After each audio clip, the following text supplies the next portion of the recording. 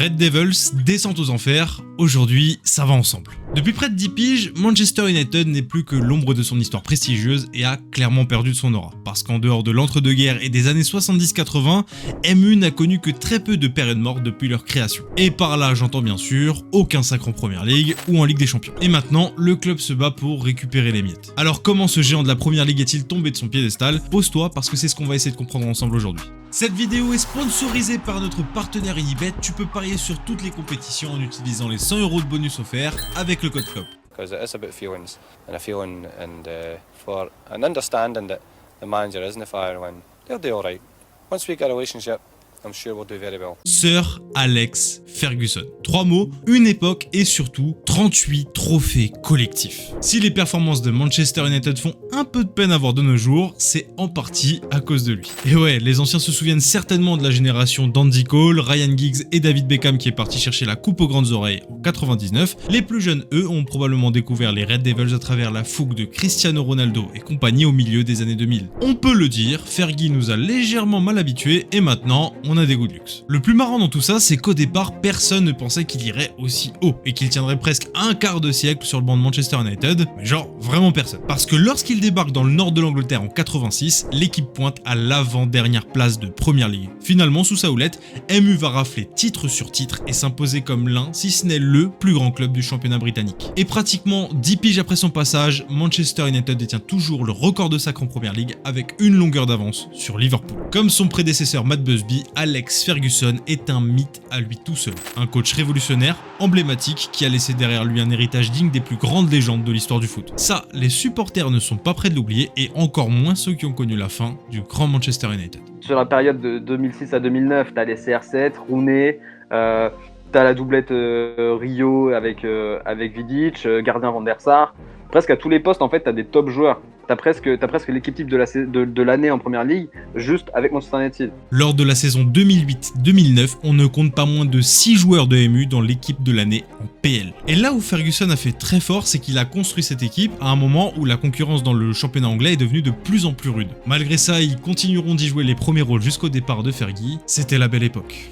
And there is the full-time whistle, and Manchester United's elimination from Europe is confirmed. Champions League disaster for Manchester United, a team that can't protect Leeds and one that's conceded far too many goals is out of the competition. C'était évident. L'après-Ferguson a été très difficile à gérer pour Manchester United. Et quand on prend le temps de s'attarder sur les résultats du club depuis son départ, on se rend compte que c'est même peut-être plus grave que ce que l'on aurait pu imaginer. Car si les Mancuniens ont arraché la place du Dauphin en Première Ligue sous José Mourinho et Ole Gunnar Solskjaer, ils ont plus régulièrement été éjectés du top 3 qu'autre chose. Je vais comparer juste pour que tu t'en rendes compte, il faut remonter jusqu'en 1991 pour voir le Manchester de Fergie en dehors du podium de PL. En Ligue des Champions, c'est pas mieux, c'est même pire. Entre 96 et 2013, les Red Devils ont toujours été au rendez-vous en C1. Tandis que ces dernières années, MU a souvent dû se consoler avec une place en Europa League. Mais comment est-ce qu'on a pu en arriver là? Et puis t'as le départ de Fergie, et là ça commence à vraiment être Glazers out très fort. T'as la saison 2013-2014 où là ça sort les écharpes vertes et jaunes de partout. Et puis c'est devenu un petit peu, surtout ces dernières années, une rengaine dans, on va dire, la fanbase Manchester United. Grosso modo, c'est eux le problème. Dès qu'il y avait quelque chose qui allait pas, ah bah c'est les Glazers, etc.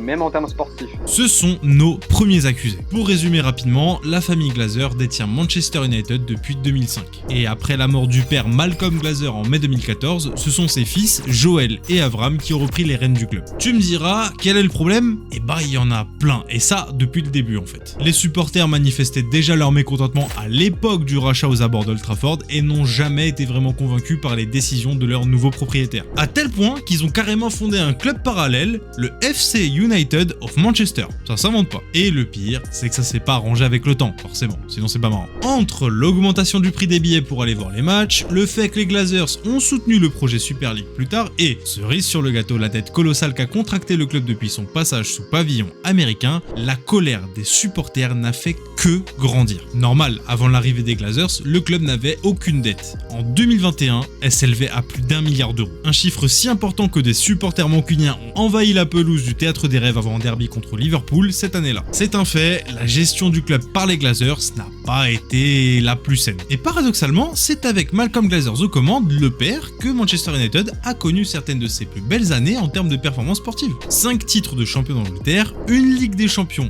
en 2008, une finale de C1 en 2009, le problème est peut-être plus profond que ça. Je me dis quand même que quand tu signes un transfert de Maguire pour 90 millions, quand tu signes un transfert de Pogba pour plus de 100 millions, quand tu signes un transfert d'Anthony pour 95 millions, c'est, je pense, plus une suite d'erreurs de casting d'un point de vue sportif qui font qu'aujourd'hui Manchester United c'est plus, on va dire, top 2 sportivement club anglais. Il fallait qu'on en parle. Si les dettes de Manchester United ont explosé, c'est aussi à cause des échecs cuisants que le club a connus lors des mercatos. En cumulant les 10 transferts les plus chers de l'histoire du club, on atteint presque la barre symbolique du milliard d'euros dépensés. Le plus triste, c'est qu'ils datent tous de l'après-Ferguson et la plupart d'entre eux ont sévèrement flop. En revenant là-bas, Paul Pogba a sombré, Anthony n'est plus connu que pour être bon à faire la toupie, et Maguire est devenu un mème. Harry Maguire! On se passera de commentaires sur lui. Bref, l'une des seules recrues à avoir montré quelque chose sur le terrain ces dernières années, c'est Bruno Fernandes. À croire qu'en perdant Fergie, les Mancuniens ont aussi perdu une espèce de savoir-faire. Et oui, n'oublie pas que quand le technicien britannique était sur le banc, il y a des gars comme Beckham, Giggs et Scholes qui sont sortis du centre de formation de MU. Ils ont tous remporté la Ligue des Champions. Malheureusement, on peut pas en dire autant de Marcus Rashford. Et même si quelques jeunes très prometteurs sont nés à Old Trafford, ça reste quand même très maigre par rapport à ce qu'on a eu avant. Et côté entraîneur, les Red Devils ont plongé dans le même cercle vicieux. Le même. Après le long passage de Sir Alex, Old Trafford a connu 6 entraîneurs différents en l'espace de 10 ans. Et peu importe le profil, le plan de jeu ou même le nom, aucun n'a pleinement su convaincre les supporters, en dehors évidemment des faux espoirs provoqués par l'arrivée d'Erik ten Hag en 2022. Tout ça pour sortir dès la phase de groupe en C1 l'année d'après, alors que la poule était censée être largement à la portée des Mancuniens. Donc on a le droit de se poser la question, est-ce que Manchester United reviendra un jour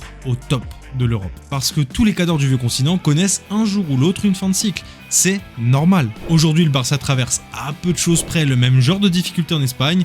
La Juventus, Liverpool et le Real Madrid aussi sont passés par là, au moins sur le plan sportif. La différence avec Manchester United, c'est que ces clubs ont entamé un nouveau cycle où on continue à remporter des titres, au moins sur la scène nationale. Au moins ça. Les merengues font un peu office d'exception puisque même quand on les pense finis, ils dégainent une coupe aux grandes oreilles de derrière les fagots. Et encore, même eux ont connu de belles galères vers la fin des années 2000, début des années 2010. De leur côté, les Mancuniens n'ont pas eu grand chose à se mettre sous la dent, à part un sacre en Ligue Europa et 2 victoires en Coupe d'Angleterre. Mais on va pas se mentir, on reste très loin des standings que Fergie avait imposés. Quelque part, l'histoire des Red Devils se rapproche peut-être un peu plus de l'AC Milan, et pour se relever et revivre un dernier carré de Ligue des Champions, il a fallu une bonne quinzaine d'années au Rossoneri. Puis accessoirement, beaucoup de changements. Avec le rachat d'une partie du club par le groupe Ineos, peut-être que Manchester United est finalement en train d'avancer dans la bonne direction. Après, faut pas se leurrer, c'est sûrement pas quelque chose qui se fera du jour au lendemain, et il faudra un petit peu de temps pour voir les fruits de ce travail. Pour ça, il va falloir que Manchester United revoie sa manière de fonctionner, change sa mentalité et réussisse enfin à faire les bonnes pioches au moment des mercatos ou produise des futures légendes, pourquoi pas. Et d'ici quelques années, le club aura éventuellement retrouvé de sa superbe. Qui sait, la vérité d'aujourd'hui n'est pas forcément celle de demain. Enfin, pour y arriver, il faudrait aussi qu'il trouve un nouveau Sir Alex afin de guider les troupes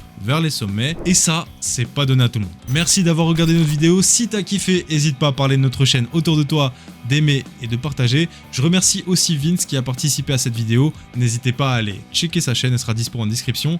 N'oublie pas d'activer la cloche, et à très vite pour une nouvelle vidéo. Ciao!